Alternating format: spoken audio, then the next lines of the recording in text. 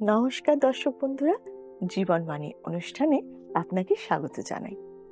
আমি বিশ্বাস করি এই অনুষ্ঠানের দ্বারা আপনি অনেক কিছু নতুন বিষয় জানতে পেরেছেন। হয়তো আপনার অনেক দিনের কোনো প্রশ্নের উত্তর আপনি খুঁজে পেয়েছেন। আসুন না, দেখি ঈশ্বরের বাক্য আজ কি নতুন বিষয় আপনার আমার জীবনে যোগ করতে চলেছেন। সময় হলো হৃদয় খোলো, শ্রবণ করো জীবন বাণী, নম্র চিতে শ্রবণ করো, নম্র চিতে শ্রবণ করো, খ্রিস্ট যিশুর জীবন খানি।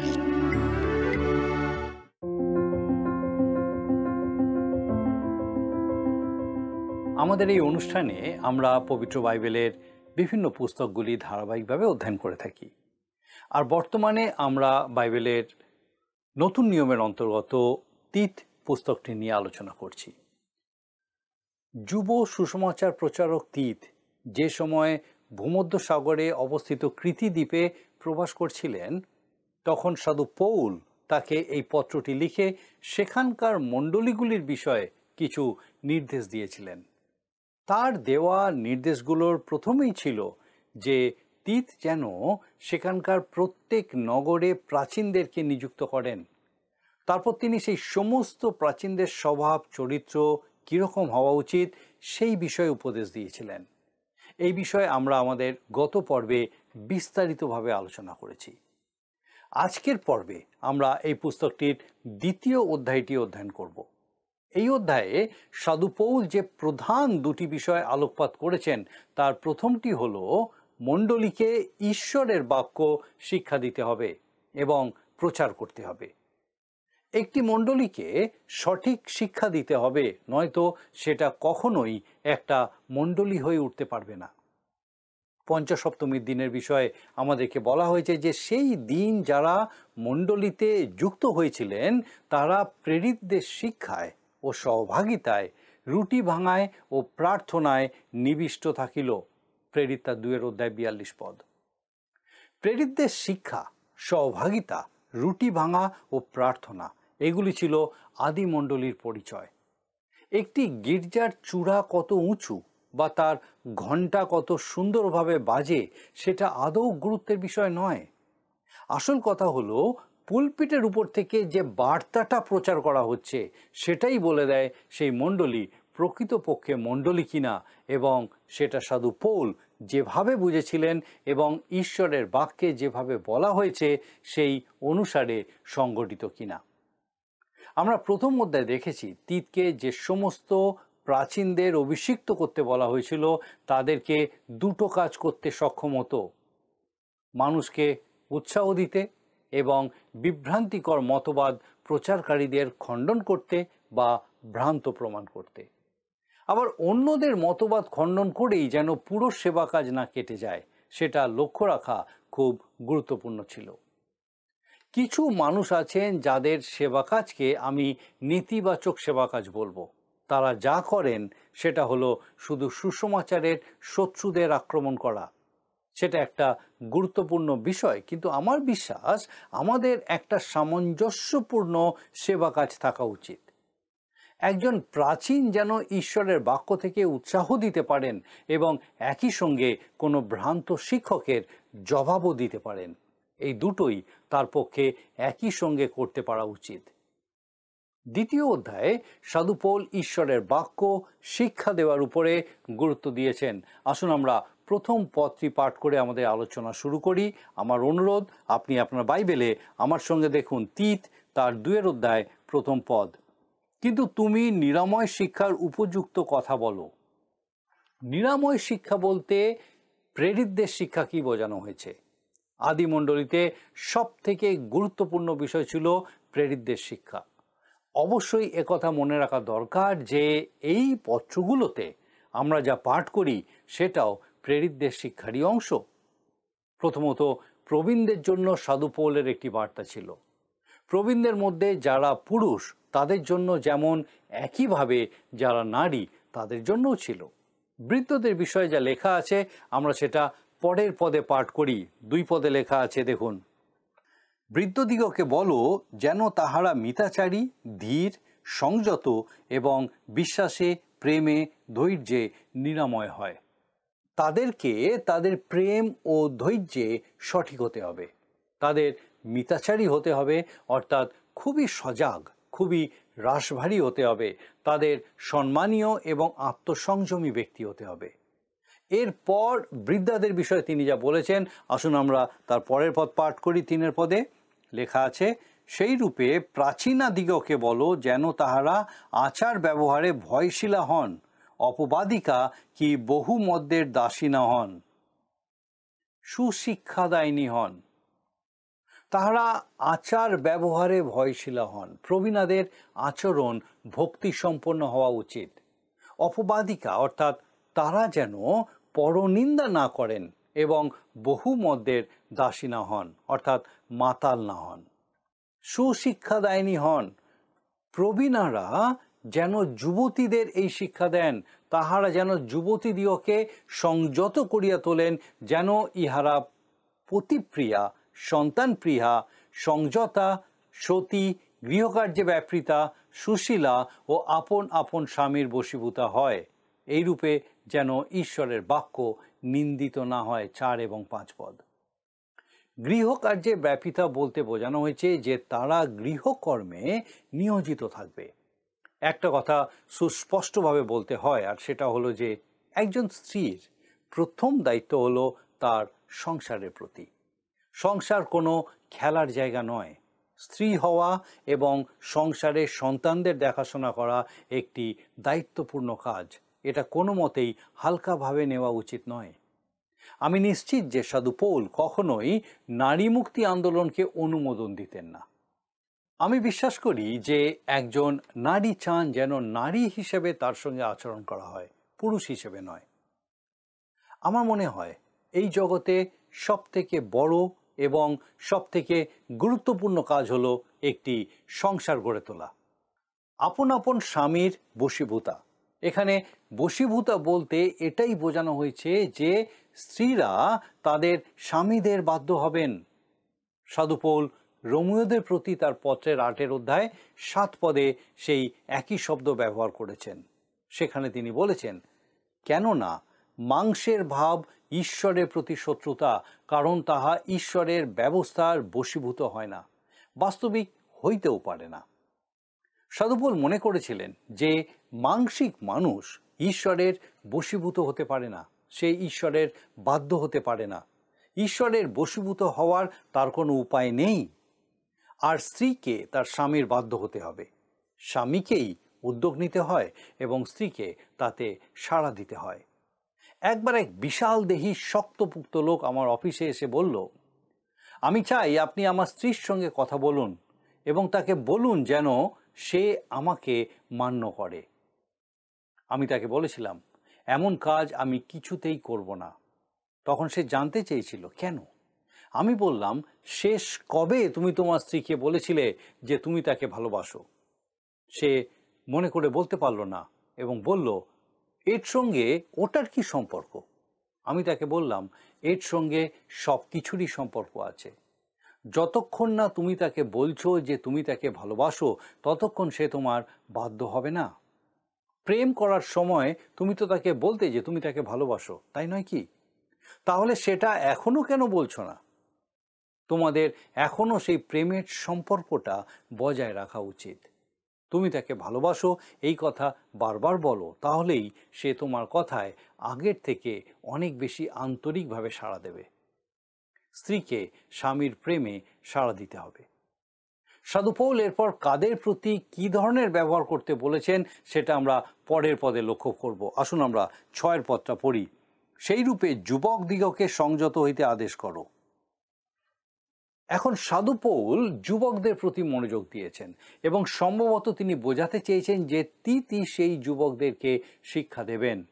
আর আপনি সর্ববিষয়ে সৎক্রিয়ার আদর্শ হও, শিক্ষাতে অবিকার্যতা, ধীরতা এবং অদৃশ্য নিরাময় বাক্য প্রদর্শন করো, যেন বিপক্ষ আমাদের বিষয়ে মন্দ বলিবার সূত্র না পাওয়াতে লজ্জিত হয়। 7 এবং 8 পদ। সাধুপোল এই যুবক প্রচারক তিতকে বলেছেন, অন্যান্য যুবকদের জন্য তুমি একজন আদর্শ, একজন উদাহরণ হও। শিক্ষাতে অবিকার্যতা। অবিকার্যতা বলতে এখানে সততাকে বোঝানো হয়েছে।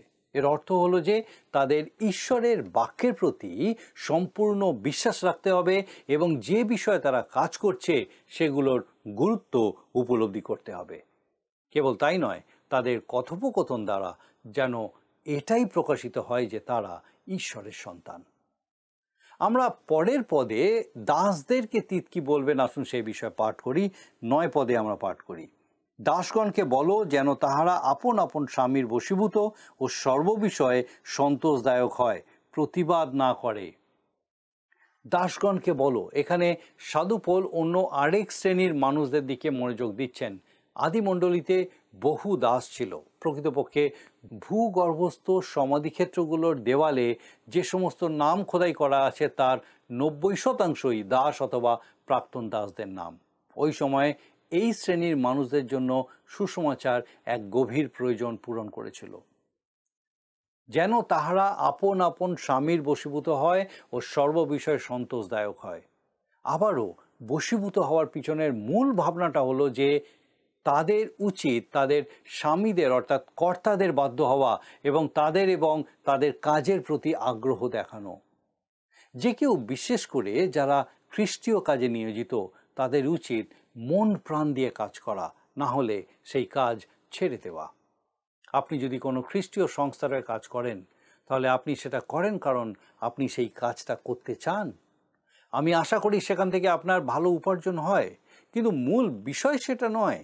খ্রিস্টীয় কাজ মন ও হাতের পাশাপাশি হৃদয় দিয়ে করা উচিত। প্রতিবাদ না করে, অর্থাৎ কর্তৃপক্ষের পিছনে কথা না বলে। আসুন আমরা এর পরের পদটা পাঠ করি, 10 পদ।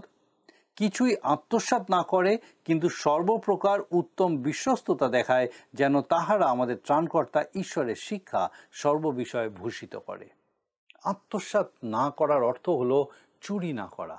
ব্যবসাতে কোটি কোটি টাকার ক্ষতি হয় কারণ কর্মচারীরা সেখান থেকে চুরি করে। আত্মসাৎ না করার মানে হলো যে আপনি যেন চোর না হন। সর্বপ্রকার উত্তম বিশ্বস্ততা দেখায় মানে বিশ্বাসযোগ্যতা দেখানো, যেন তাহারা আমাদের ত্রাণকর্তা ঈশ্বরের শিক্ষা সর্ববিষয়ে ভূষিত করে। ভূষিত করা শব্দটির জন্য যে গ্রিক শব্দ ব্যবহার করা হয়েছে তার থেকেই বাংলায় প্রসাধনী শব্দটা এসেছে। আমাকে প্রায় জিজ্ঞাসা করা হয় যে খ্রিস্ট বিশ্বাসী মহিলাদের প্রসাধন করা উচিত কিনা। এই বিষয়ে আমি কি মনে করি?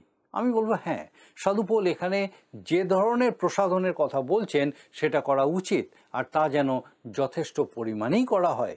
ঈশ্বরের শিক্ষা সর্ববিষয়ে ভূষিত করা।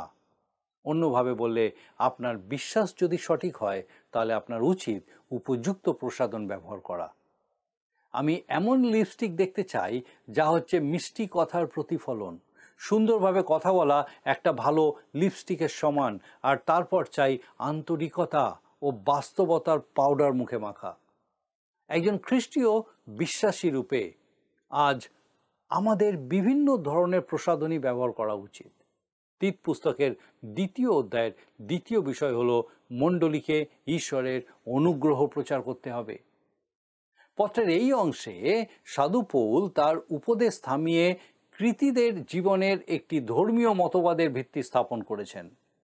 তিনি সুসমাচার প্রকাশ করেছেন এবং সেটা তিনি অতীত, বর্তমান ও ভবিষ্যৎ 3টি সময়কালে করেছেন। আমি মনে করি পৃথিবীর সবথেকে আশ্চর্যের বিষয় হলো ঈশ্বরের অনুগ্রহ 3টি সময়কালেই রয়েছে। আমরা পরের 3টি পদে দেখতে পাই, সেখানে লেখা আছে, আসুন আমরা পড়ি 11 পদ থেকে। কেননা ঈশ্বরের অনুগ্রহ প্রকাশিত হইয়াছে, তাহা সমুদয় মনুষ্যের জন্য পরিত্রাণ আনয়ন করে। 11 পদ এটা অতীতকালের বিষয় বলে, আমাদিগকে শাসন করিতেছে। 12 পদ এটা হচ্ছে বর্তমানের অনুগ্রহের সময়কাল, পরমধন্য আশা সিদ্ধির জন্য অপেক্ষা করি। 13 পদ আর এটা হচ্ছে ভবিষ্যৎ সময়কাল। তাহলে এগুলোই হলো অনুগ্রহের 3টি সময়কাল। আসুন আমরা আরেকটু বিস্তারিতভাবে অধ্যয়ন করি। কেননা ঈশ্বরের অনুগ্রহ প্রকাশিত হইয়াছে, তাহা সমুদয় মনুষ্যের জন্য পরিত্রাণ আনয়ন করে। আমরা 11 পদে যেটা দেখেছি, সাধু পৌল কৃতীয়দের এই কথা বলেছেন, আমি তোমাদেরকে ঈশ্বরের অনুগ্রহের মতামতের নিচে নিয়ে আসতে চাই, কারণ তোমাদের একটা মজবুত ভিত্তির প্রয়োজন আছে। ঈশ্বর তার অনুগ্রহের দ্বারাই আমাদের পরিত্রাণ দেন। সুসমাচারের এক মহান প্রচারক একবার এই কথা বলেছিলেন, এই পুলপিট হচ্ছে সুসমাচার প্রচারের জায়গা। ভালো উপদেশ চাইলে আমার বসবার ঘরে যেতে হবে। সুসমাচার কোনো ভালো উপদেশ নয়, এটি হলো শুভ সংবাদ। বরং এটি তার থেকেও বেশি কিছু, এটা হলো পরিত্রাণের দিকে চালিত করার ঈশ্বরের শক্তি। সাধু পৌল তীতকে আদেশ দিয়েছেন যেন তিনি কৃতীয়দের কাছেই দাবি করেন যে তারা যেন এমন জীবনযাপন করে যা সুসমাচারকে শোভিত করে, কারণ সেটা হচ্ছে ঈশ্বরের শক্তি। পরাজয় ও ব্যর্থতার জীবনযাপনের জন্য কোনো খ্রিস্টানেরই একেবারেই কোনো অজুহাত থাকতে পারে না, কেননা ঈশ্বরের অনুগ্রহ প্রকাশিত হইয়াছে, তাহার সমুদয় মানুষের জন্য পরিত্রাণ আনয়ন করে। প্রকাশিত হইয়াছে কথাটির অর্থ হলো উজ্জ্বলভাবে প্রকাশ হয়। এটি হলো এপিফ্যানি। 2000 বছর আগে যখন প্রভু যিশু এসেছিলেন, তখন তিনি আমাদের জন্য যা করেছিলেন সেটাই হলো সুসমাচার, শুভ সংবাদ। তিনি আমাদের জন্য মৃত্যুবরণ করেছিলেন এবং পুনরুত্থিত হয়েছিলেন। ঈশ্বর তার প্রেমের মাধ্যমে পরিত্রাণ দেন না, আর তিনি তার করুণার দ্বারাও আমাদের পরিত্রাণ দেন না।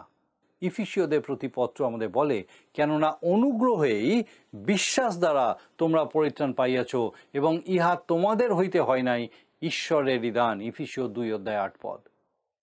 ঈশ্বরের করুণা হলো তার স্নেহ, যা তাকে মানব জাতির জন্য এক ত্রাণকর্তাকে প্রেরণ করার জন্য উদ্বুদ্ধ করেছিল। কেননা একজন মানুষ যদি ঈশ্বরের করুণার দ্বারা পরিত্রাণ পেত, তাহলে সমগ্র মানব জাতি পরিত্রাণ পেত। তাহলে খ্রিস্টের মৃত্যুবরণ করার কোনো প্রয়োজন ছিল না।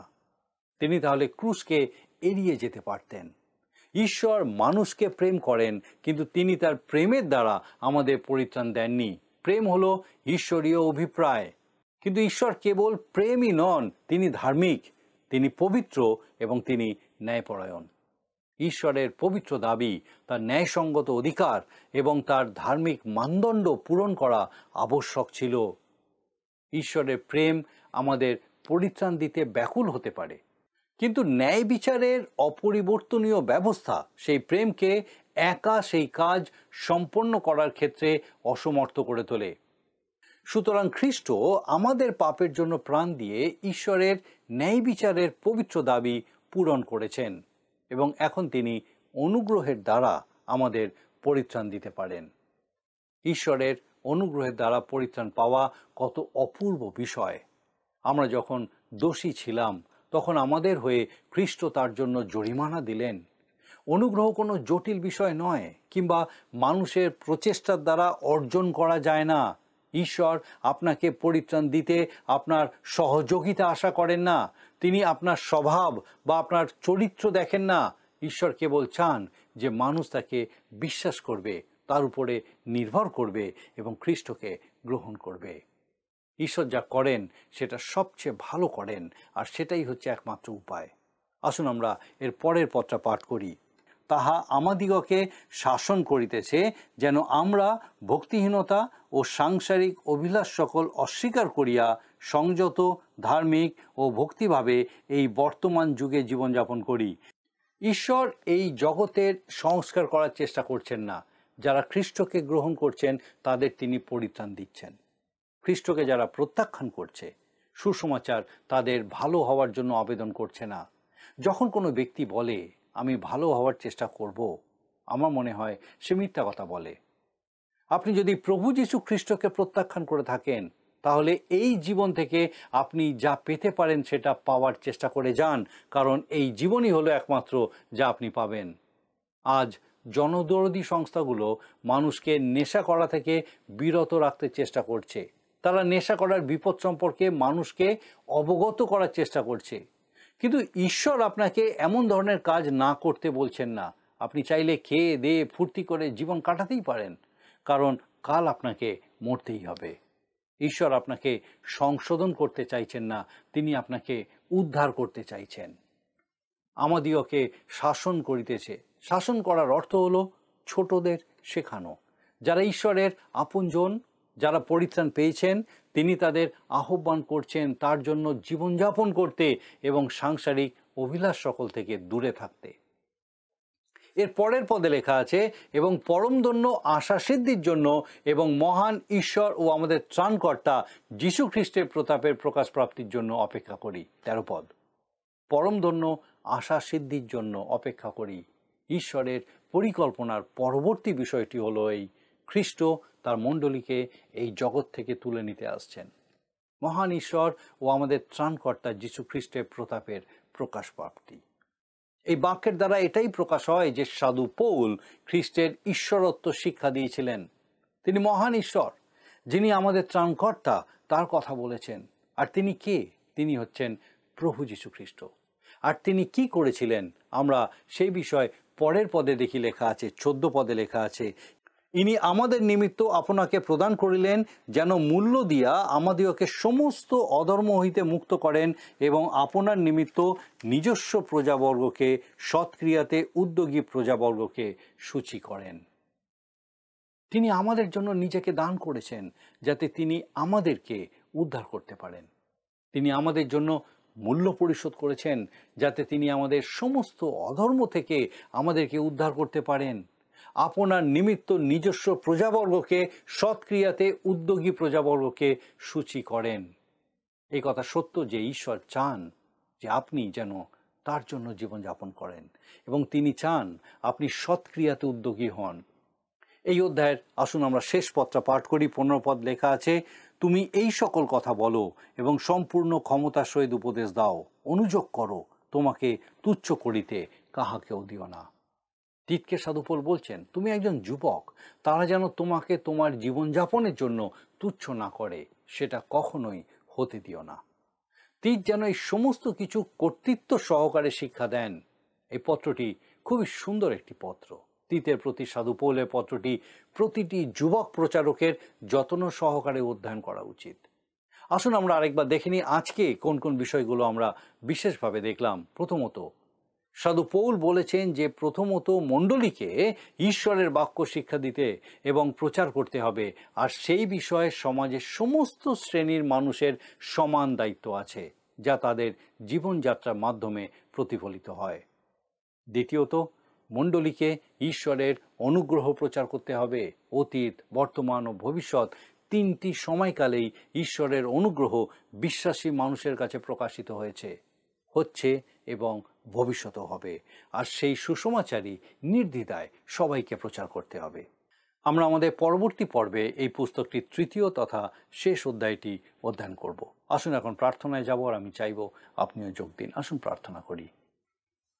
করুণাময় স্বর্গীয় পিতা, তোমার ধন্যবাদ স্তুতি করি প্রভু, তোমার গৌরব করি যে সুন্দর সুযোগ আরেকবার আমাদের জীবনে দিয়েছো। তোমার জীবন্ত বাক্য দ্বারা তুমি আমাদের সঙ্গে কথা বলেছো। ধন্যবাদ দিই আমাদের প্রত্যেক দর্শক বন্ধুকে আরেকবার তোমার জীবন্ত সত্যে উৎসাহিত উজ্জীবিত করলে। প্রার্থনা করি আমাদের সেই প্রত্যেক দর্শক বন্ধু, তাদের পরিবার পরিজন প্রত্যেককে প্রভু তোমার এই ধার্মিকতায় উত্তরোত্তর বেড়ে উঠতে সাহায্য করো। তোমার প্রতি বিশ্বাসে স্থির রাখো, যেন আগামী যে জীবন তুমি প্রত্যেকের জন্য নির্ধারণ করেছো, তোমার সঙ্গে যে অনন্ত জীবন পিতা, সেই জীবনে প্রত্যেকে প্রবেশ করতে পায় এবং তোমার সঙ্গে সেই অনন্ত জীবনের আস্বাদ গ্রহণের মধ্যে দিয়ে তোমার গৌরব করতে পারে। পিতা, আমাদের সেই প্রত্যেক দর্শক বন্ধু, তাদের পরিবার পরিজন প্রত্যেককে তোমার পবিত্র আত্মার সুরক্ষায় সুরক্ষিত রাখো, সুস্থ রাখো, আর প্রত্যেকের সকল ভার নাও। তোমার যিশু নামে ভিক্ষা দয়া করে শ্রবণ ও গ্রহণ করো। আমেন।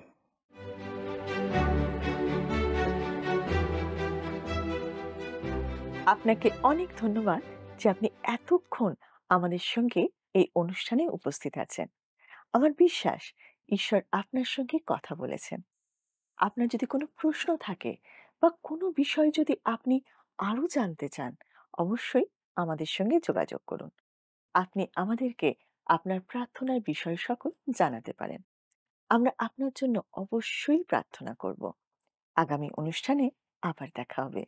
ঈশ্বর আপনাকে সুস্থ রাখুন ও সুরক্ষিত রাখুন। নমস্কার। প্রিয় বন্ধু, আসুন আমরা আজকের প্রশ্ন উত্তরে আসি। গত সপ্তাহের প্রশ্নের উত্তর অপশন বি, বিশ্বাসী। আজকের প্রশ্ন, সাধু পৌল তিতকে যুবকদের কি হতে আদেশ দিতে বলেছেন? অপশন এ সংযত, বি বাধ্য, সি বিশ্বস্ত, ডি বিদ্বান। বন্ধু, এই প্রশ্নের উত্তর আগামীকাল সন্ধ্যে 6টার মধ্যে option A, B, C, D সহকারে আপনার নাম ও সম্পূর্ণ ঠিকানা সহ 9433497235 এই নম্বরে SMS-এ অথবা হোয়াটসঅ্যাপে লিখে পাঠাবেন।